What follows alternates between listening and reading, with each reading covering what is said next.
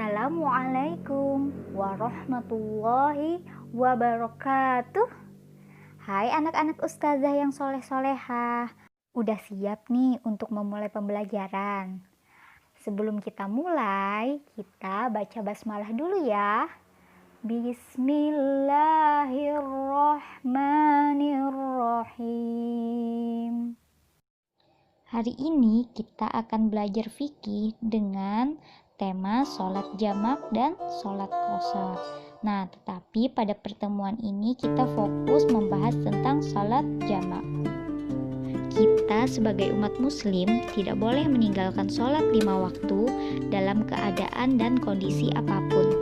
Baik itu kita dalam keadaan sehat, sakit, mukim, atau sedang dalam perjalanan, atau dalam keadaan damai, atau perang. Nah, sholat 5 waktunya tetap wajib untuk dikerjakan.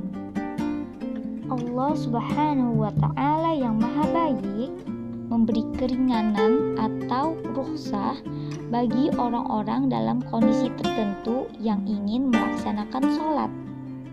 Nah, dengan adanya rukhsah atau keringanan ini menunjukkan bahwa ajaran Islam memberikan kemudahan dan meniadakan kesulitan atau adamul haraj. Jamak berasal dari kata jama'ah yang artinya mengumpulkan. Nah, sedangkan sholat jamak adalah mengumpulkan atau menggabungkan dua sholat tertentu dan mengerjakannya dalam satu waktu.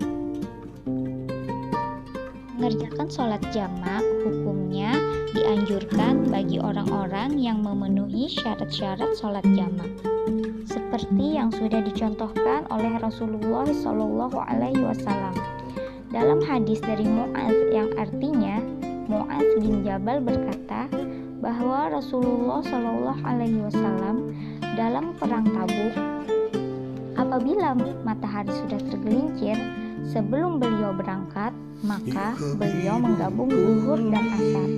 Tetapi apabila beliau berangkat sebelum tergelincir matahari, maka beliau mengakhirkan zuhur hingga tiba waktu asar.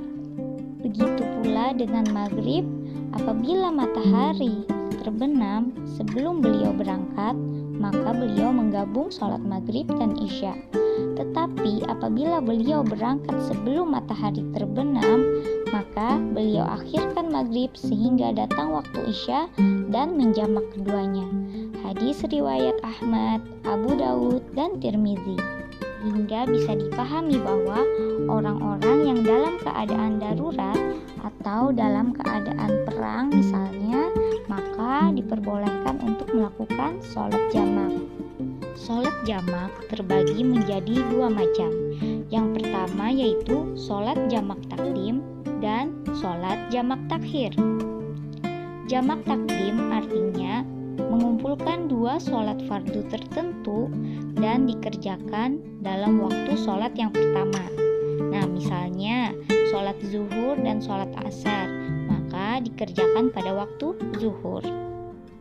Sedangkan sholat jamak takhir artinya mengumpulkan dua sholat fardu tertentu dan dikerjakan pada waktu sholat yang kedua. Misal, sholat maghrib dan sholat isya, maka dikerjakan pada waktu sholat isya. Nah, itu tadi penjelasan dari Ustazah. Semoga Ananda bisa memahami pelajaran dan juga selamat mengerjakan LKS.